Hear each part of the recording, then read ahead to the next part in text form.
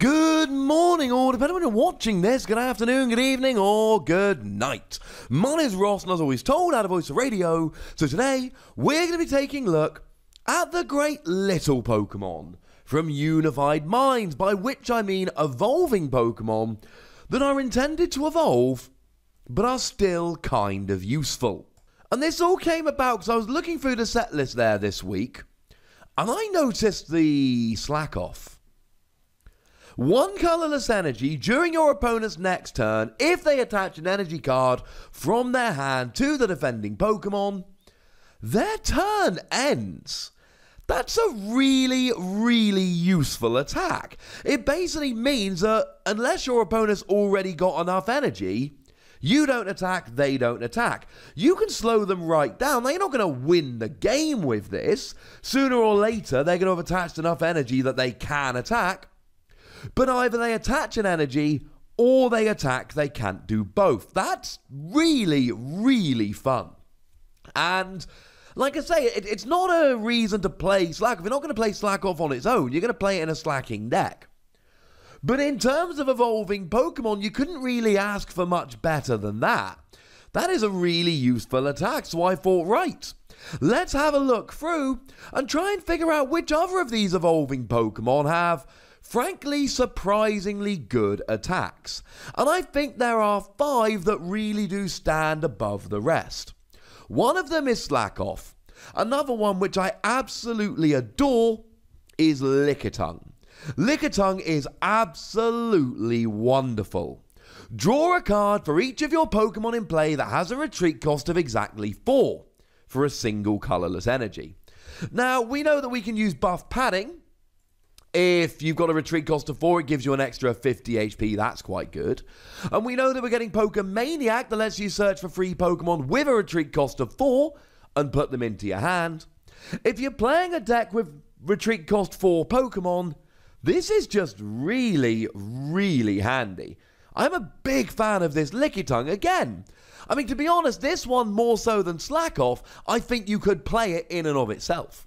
I think if you're playing a non-Licky deck, although I do love the Licky from this set, for, 4 energy, you get to do 90 damage, and you discard an energy from your opponent's Pokemon, a card from their hand, and the top card of their deck. I say 4 energy, I meant 3.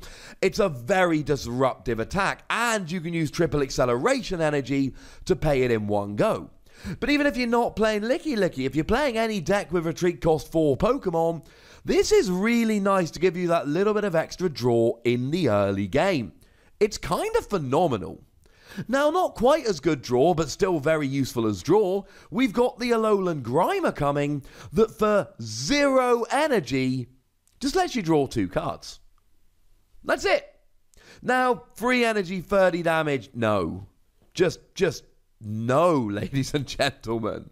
But if it's your first turn of the game, and you're not able to attack, and you don't have very much else going on, this will just flat draw you 2 cards. Drawing 2 cards is pretty good. Drawing 2 cards is what we see from Virizion GX, except Virizion GX gives up 2 prizes and does it for an energy.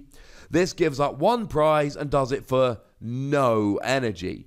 It's really, really good. Now, it is slightly upsetting that we no longer have the Alolan Muck that blocks abilities. Can't win them all, unfortunately. But we do still have the rather useful Alolan Muck, which lets you discard a bunch of your opponent's item cards. It's got a really nice ability. When you play it from your hand to evolve one of your Pokemon, look at the top 6 cards of your opponent's deck and discard any item cards that you find there. Certainly, this has got to be the best Alolan Grimer for that. Now, we've also got a Meditite coming, which I am absolutely in love with. The Meditite here, for a single fighting energy, does 40 damage.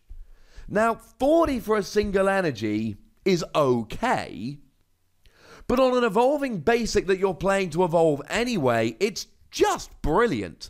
And bearing in mind, for a fighting Pokemon, 40 isn't 40. Because you had a Diancie Prism Star and then all of a sudden it's actually 60. And you had a Martial Arts Dojo and it's either 70, or if you're behind on prizes, it's 100. The thing is, 60 will get a whole bunch of evolving Pokemon like Grubbin and Inkay.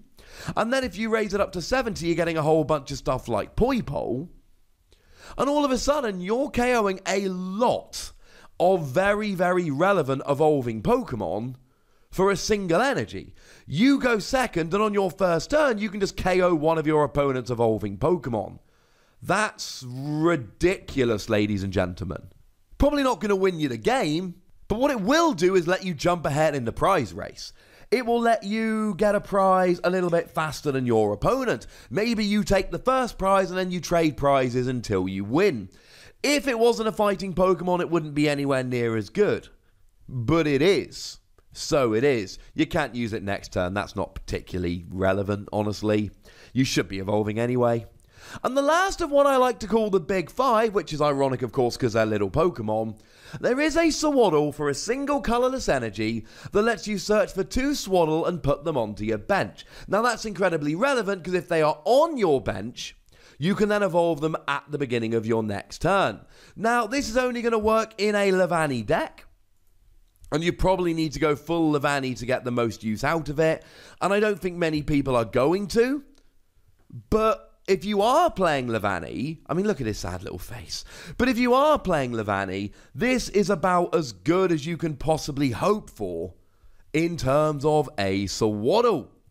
Now, there are a few others which are nowhere near as good, so we're going to go through them in quickfire. But when I say nowhere near as good, they are still significantly better than your average evolving Pokemon.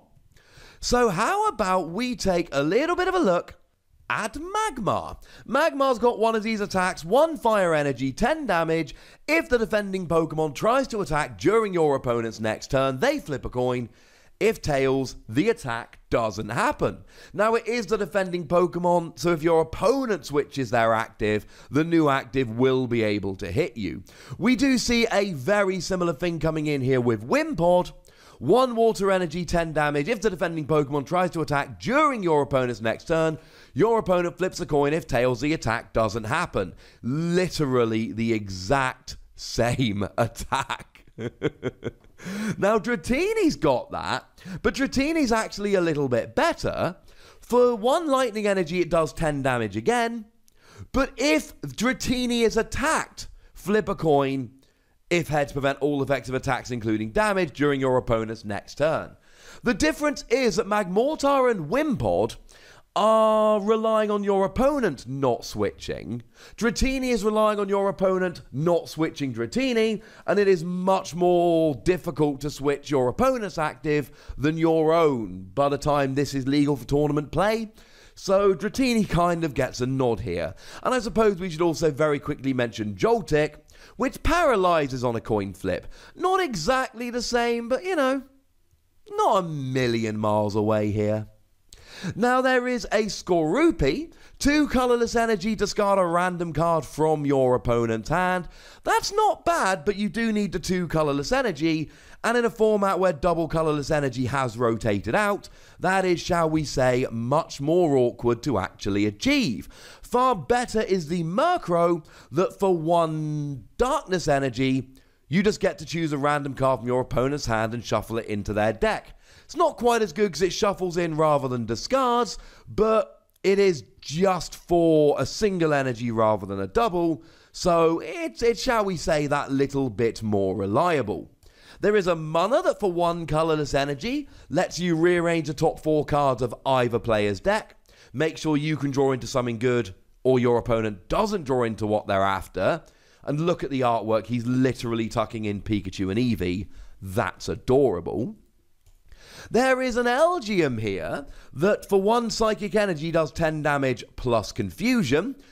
If you need an attack and you're waiting to evolve up into Beheeyem, this is a really nice attack to buy yourself a little bit of time.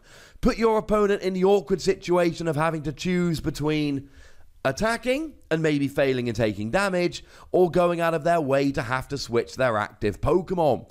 Either way, this is going to be pretty good in terms of just putting your opponent in a super awkward position. We've also got a Honedge here, 1 colourless energy, search your deck for an item card and put it into your hand. Now, generally with a base it that evolves into a stage 2, we'd be searching for rare candy. Worth pointing out that Aegislash's ability puts all of the evolution stages into your hand when it gets KO'd, so a lot of the time you'd rather evolve up manually. Having said that, for the first one, rare candy could be a rather gigantic help. We've got actually a second Dratini here, which has an ability, if there's any water energy attached to it, you've got free retreat. That's pretty helpful. And finally, we've got an Axew here, which has got an ability that prevents all effects of item or supporter cards done to Axew, which is kind of nice. It's a nice little ability to have, very much like Omega Barrier that we saw back on Primal Groudon. So there you go, ladies and gentlemen. There are some evolving Pokemon in this set that are pretty gosh darn good. I think Licky's probably the only one that is actually going to cause a huge issue here in terms of actually being played, but the rest of them are going to be very, very nice indeed if you want to play those Pokemon. And I should mention, as a quick side note before we finish, that slack off I mentioned earlier, it's when you attach an energy from your hand, so yes, that will include Welder. Oh look, now I've got an excuse to leave slack off on the screen as we end the video. Look at the little Budju down there going, hey, can I have a card? I haven't actually had my own card since 2008. That was 11 years ago. Can I have a card yet? And Slackoff's just going, leave me alone. I'm eating. Alright, ladies and gentlemen, tell me what you think about these Pokemon and whether there are any other little Pokemon in Unified Minds of which you are particularly fond. Go nuts in the comment section, but please be nice. And then make sure you like this video, subscribe to this channel, follow me on Twitter at TheWassy, and Twitch for some live action at twitch.tv/PTCG Radio. If you want to support the channel, get some bonus podcasts and all that, head on over to patreon.com/PTCG Radio, where you can do exactly that. And please do make sure you're checking out youtube.com/WassyPlays, where we talk about games that don't even have any Pokemon in. We've just done a video yesterday introducing the Marvel Champions Living card game. It looks awesome. You should check it out. But by far the most important thing, as always, look after yourselves till next time. Thank you very much for watching. My name's Ross, and you've been watching PTCG Radio.